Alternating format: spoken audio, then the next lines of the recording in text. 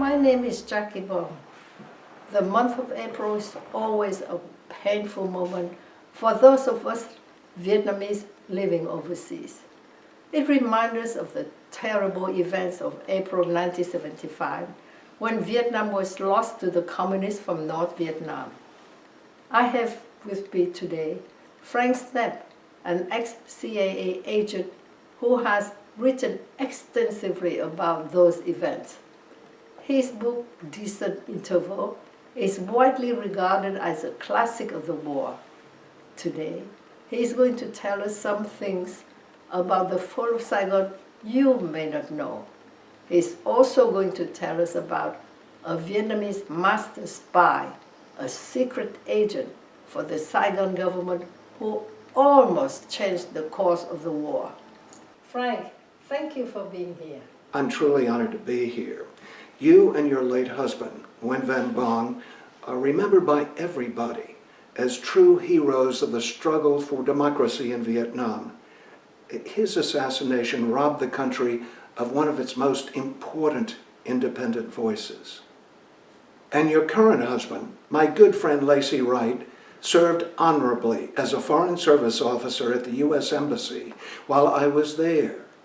And he heroically rescued many Vietnamese evacuees on the final days of the war. Remind us what you did in Vietnam and why you wrote Decent Interval. I was a senior intelligence analyst for the CIA, responsible for keeping track of the enemy threat in Vietnam. I wrote reports about it, interrogated prisoners and other sources, and often answered directly to the CIA station chief and the ambassador. I did this for about 6 years and spent 5.5 of them in Vietnam itself. I was one of the last CIA officers to be lifted off the roof of the embassy in the last day of the war.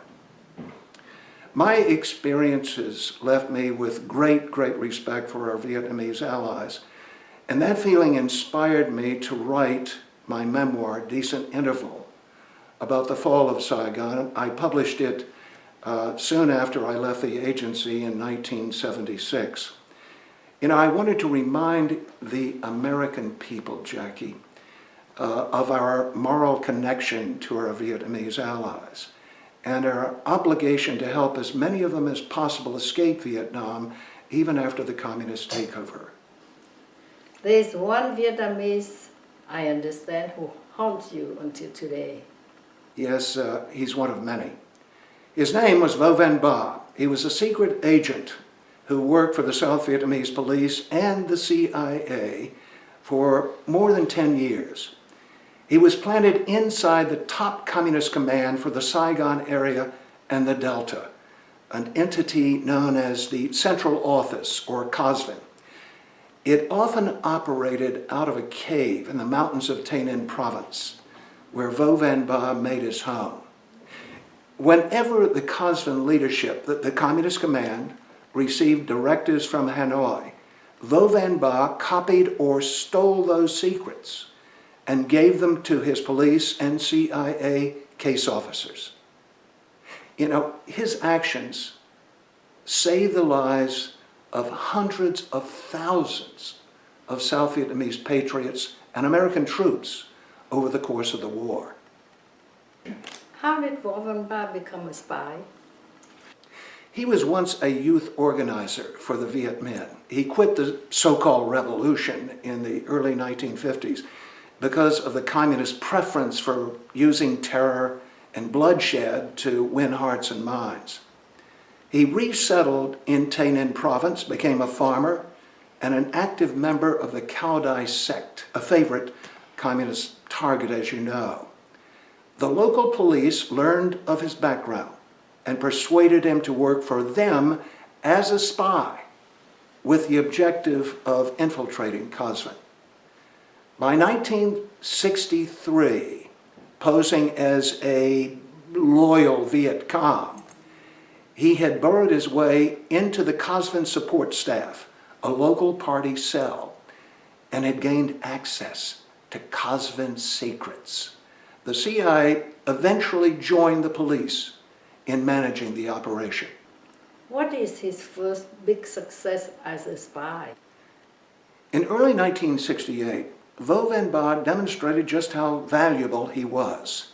He provided a 5-day advance warning of the Tet Offensive. This enabled Allied troops to gear up to protect Saigon. His reporting helped save the capital and countless Allied lives. The following year, soon after I arrived in Vietnam, Vo Van Ba confirmed to his case officers that the communists had suffered so many casualties in 1968, they would not be able to launch a major offensive for at least 2 years. This made it possible for President Nixon to launch his Vietnamization policy and to begin withdrawing American troops from South Vietnam. That's how important Vo Van Ba's reporting was in those middle years of the war. Did you ever meet Vo Van Ba directly? In early 1971, I met with Vo Van Ba for 3 days to recertify his credibility. I trusted in him. I'd been using his reporting in my analyses, but I was brought in just to make sure he was still trustworthy. I came away from that meeting convinced that he was supremely reliable. In fact, I concluded that having him in play, working against Kosvin, was like having a spy in Hitler's bunker in World War II. He was that good. Did you continue meeting with him? Up through the very end of the war, I met with him periodically to clarify his reporting or to pose questions. These were the same things his case officers did all the time. I just brought an analytical perspective to the questioning. Secrets buzzing around in my head I used to sharpen the questions. You know, whenever he showed up for our meetings, they were always at a safe house in Saigon, he would come in disguise, wearing an extravagant wig, huge dark glasses, and a man's Zauzai that made him look like a woman. It doesn't sound like James Bond. Well, in fact, his police and CIA case officers, all of them very, very accomplished spy masters, trained him in all the tricks of the spy trade. The use of disguises, secret radios, the way to hand off secrets so no one would notice. They staged fake terrorist attacks in Tay Ninh and fake anti-government demonstrations and made it appear that he had organized them on behalf of the communists so he could improve his standing with them. To the leaders of Kosvin, the communist command, he looked like a model revolutionary, a perfect terrorist, and they came to trust him. What did Vo Van Ba look like? Vo Van Ba's appearance was deceptive. He was an aging guy when I met him. And he always reminded me of a hank of barbed wire. All sharp angles, sharp elbows, a little bent. His skin was rust-colored. His eyes darted constantly as if he was looking for somebody in his surroundings who might be ready to betray him.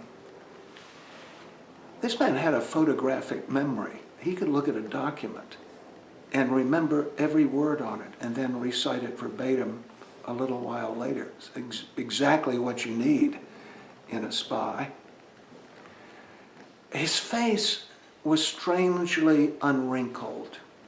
Imagine pulling a rubber mask over a small oblong artillery shell and pulling it tight.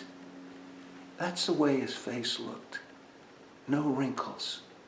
To me, it was a miracle. I'd been a basket case if I'd been in his position. But Vo Van Ba was an extraordinary man, both in his presence of mind and in terms of his memory. Did you mention him in your book, Decent Interval?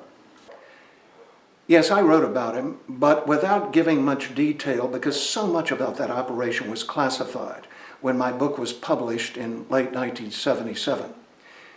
But Jackie, 2 things have happened since then to make it possible to talk about him more openly. Because of his exploits, Hanoi's own security experts decided after the war to investigate what he had done. They wanted to determine how this one guy had so outsmarted and outmaneuvered Hanoi's own wartime leadership. They pulled up captured documents, they dug into archived prisoner testimony, they put together a profile of Vo Van Ba and his operation, and they began publishing their findings in 2010, really very recently. They concluded he had stolen every one of Cosvin's key planning documents, every major planning paper of the Communist Command from 1965 to the end of the war, including the command's blueprint for undermining the ceasefire and finally capturing Saigon. This research by Hanoi's own security people has recently been supplemented by the writings of a former Vietnamese police officer, Major Nhu Phan, who worked with Vo Van Ba throughout the war. Major Nhu was captured after the fall of Saigon and thrown into a re-education camp, but he now lives in Orange County, right down the road from where we're speaking today. 3 years ago, he published his own account of the Vo Van Ba operation and posted it online. It was recirculated by the BBC. He even wrote about some of my own early meetings with him. Did Vo Van Ba reporting affect the end of the war? It did, Jackie, in many crucial ways. In fact, it enabled us to determine a lot about the communist offensive that set up the ceasefire. That was the Easter Offensive. In early 1972, Vo Van Ba provided advance warning of that action, of the Easter Offensive, thus enabling Allied forces to prepare for it. That helped save the country. The following summer, he began reporting on the Paris peace talks between Henry Kissinger and Lê Duc Tho, Hanoi's representative. Kissinger wasn't happy about this. He wanted to keep the negotiations secret from everybody, including the CIA and President Thieu, so there would be no danger of embarrassing leaks. Vo Van Ba exposed what Kissinger was up to. What? Vo Van Ba was spying on Kissinger? No, he was picking up information on Kissinger's negotiating strategy from the communists' own field briefings about it, the information Hanoi was sending to its own troops in the South Vietnam. And there was more to come. In early October 1972, the fall, Vo Van Ba handed the CIA station and President Thieu something truly breathtaking. An actual draft of the secret peace agreement that Kissinger had just worked out with Lê Duc Tho. It showed that Kissinger had agreed to let the North Vietnamese keep their forces in the South after a ceasefire, that he'd also promised post-war aid to Hanoi. So what was President Thieu's response? When President Thieu read this stuff, he hit the ceiling. He was furious. He demanded changes in the secret agreement. Negotiations broke down. The North Vietnamese objected. Now, during the subsequent Christmas holidays, when everything looked like it was coming to an end at the negotiating table, Christmas holidays, 1972, Nixon responded in his own way. He unleashed a vicious bombing campaign against Hanoi and Haiphong. As you know, Jackie, that brought the North Vietnamese back to the bargaining table. It also caused them to drop a proposal that would have created a coalition government in South Vietnam 60 days after the ceasefire, something that President Thieu didn't want at all. Of course he didn't. So the bombing and Vo Van Ba's reporting actually left Thieu stronger politically going into the ceasefire than he would have been otherwise. Then the peace agreement took effect? Yes, the peace agreement occurred just a few days later, in late January 1973. Soon afterwards, Vo Van Ba reported to his case officers that Hanoi had decided not to launch any large-scale military activity for 3 to 5 years. It wasn't because they were going to observe the ceasefire. It was because of the weaknesses of their own troops in South Vietnam. It was also because of Hanoi's growing uncertainty over the reliability of its own principal allies, the Soviets and the Chinese. They were busily trying to improve their own relations with the United States. Often it seemed to Hanoi's disadvantage. They hadn't objected, they hadn't responded, for instance, to the Christmas bombing. So Hanoi wasn't sure just how far it could trust the Soviets and the Chinese. But the South Vietnamese was facing its own problems, right? You're absolutely right. Saigon was facing problems with us, the United States. In the next few months, Congress voted to stop all U.S. bombing in Indochina. It also limited President Nixon's ability to wage war on anybody's behalf, including Saigon's. The South Vietnamese were now truly on their own militarily. But during the same period, up through the end of 1973, Soviet and Chinese military aid to Hanoi dropped by 50%. And the North Vietnamese began withdrawing their forces from Cambodia and Laos. Very positive developments. And by early 1974, it looked as though the ceasefire might solidify into something like a lasting, if uneasy, stalemate, with neither side able to gain advantage. But the following summer, 1974, President Nixon resigned under the shadow of Watergate. And that meant all bets were off. Everything changed. A few weeks later, in the fall of 1974, Vo Van Bar reported to his case officers that Hanoi had just adopted a new opportunistic military strategy. The communists now would be looking for any strategic opportunity, that was the phrase the Politburo used, strategic opportunity to launch a general offensive suddenly and to win a quick victory in South Vietnam. According to Vo Van Ba, communist troops in the field were told that this breakthrough might not come until 1976 or even 1979, pretty far down the road. But then, Jackie, the unexpected happened. In late January 1975, communist forces seized Phuc Long province, 80 miles north of Saigon. They didn't get any pushback militarily from the Thieu government or the new Ford administration in Washington. The leadership in Hanoi decided at this point that the road to Saigon was open, and they turned up the military pressure. What was President Thieu's response? President Thieu reacted precipitously, then changed his mind and changed his mind again. Enemy spies stole his latest operational plans, thus allowing Hanoi's generals to outguess him. And, Jackie, that made all the difference.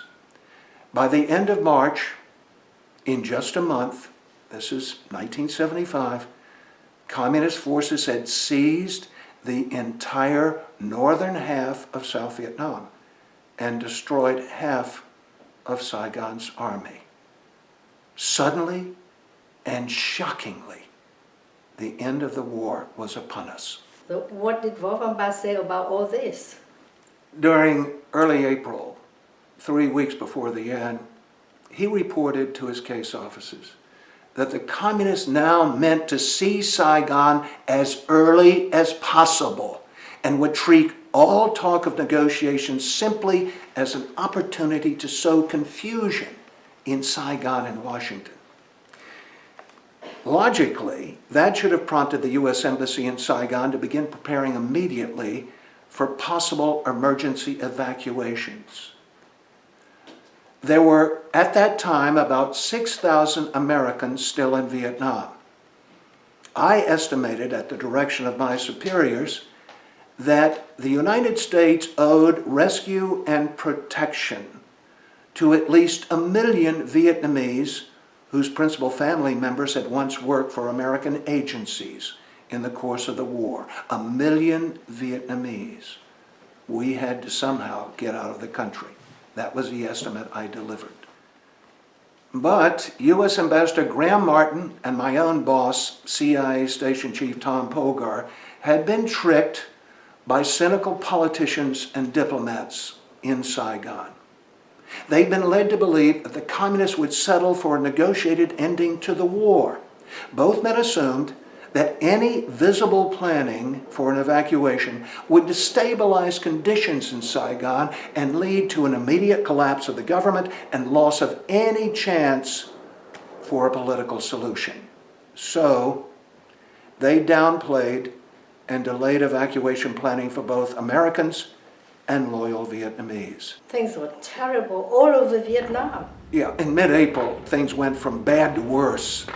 Cambodia collapsed. Congress rejected the latest aid package for South Vietnam. Saigon's forward defense line, 40 miles north of the city, disintegrated. That was at Xuan Loc.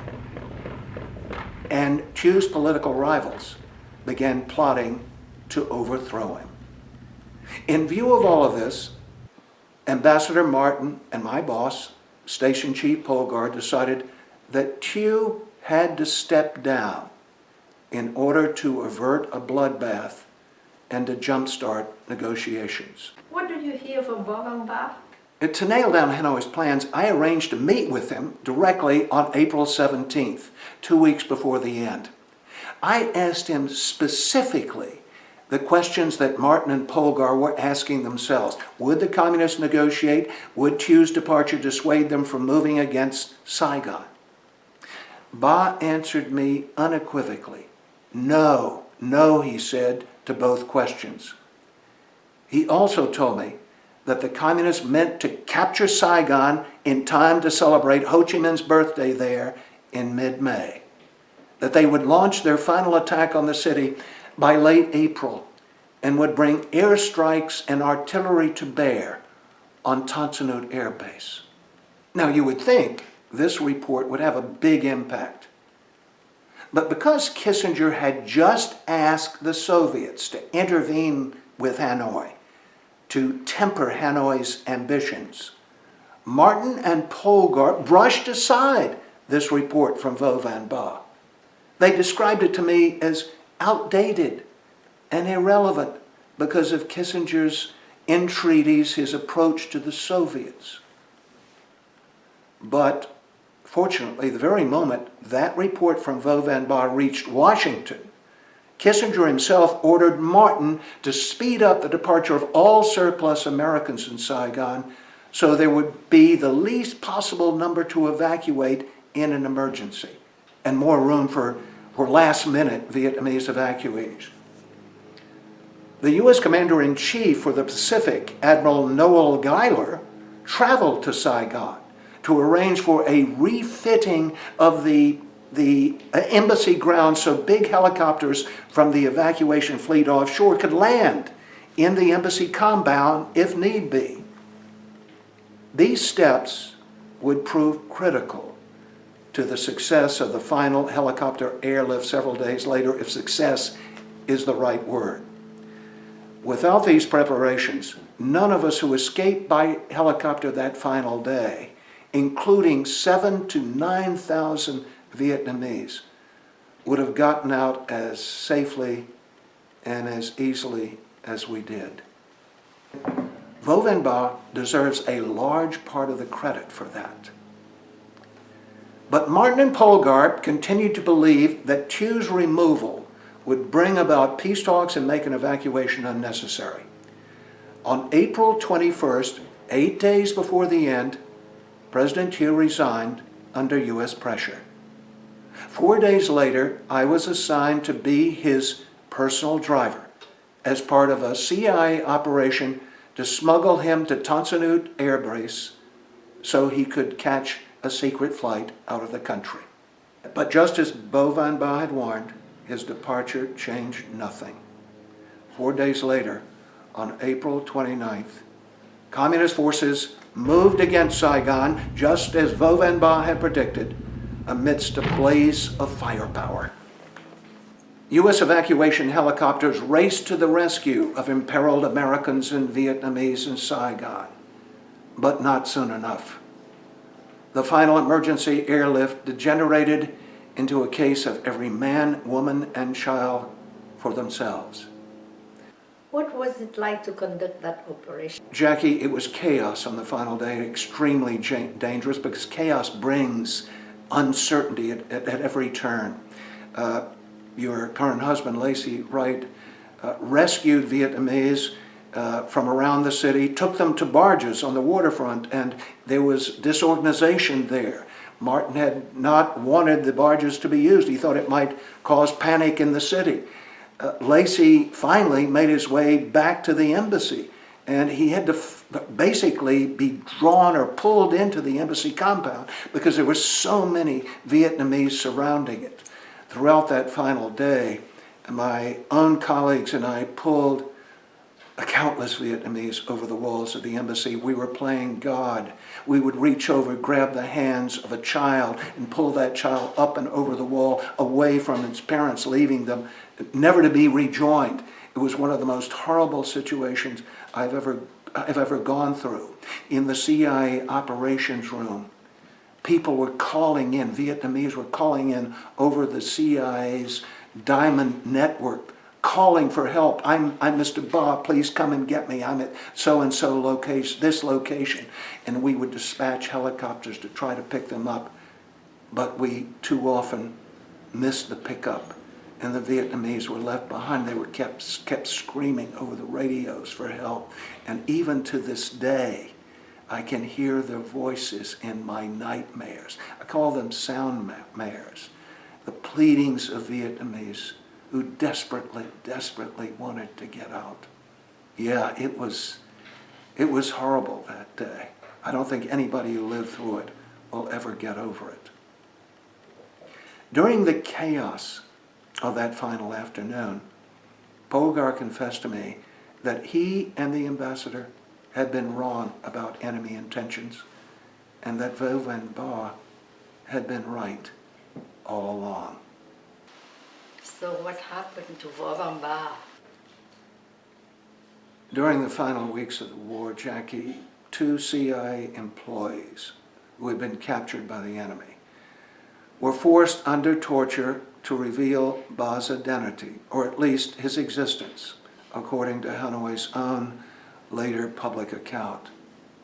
Then shortly after the fall of Saigon, Communist security cadre tracked Ba down at his home in Tay Ninh. They threw him into a local cell to await execution. At some point, while his guards were looking the other way, Vo Van Ba hung himself by his belt, according to Hanoi's own later reports. His wife was allowed to remain free, but his son was thrown into a re-education camp where he languished for many years.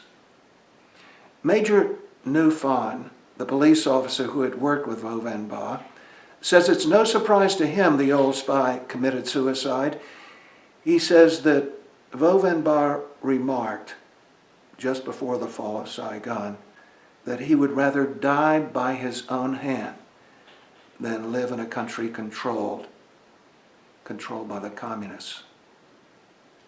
That is the story of Vo Van Ba, one of the great unsung heroes of the nationalist cause in Vietnam. All Vietnamese patriots, anywhere they are, should be proud of what he did for them.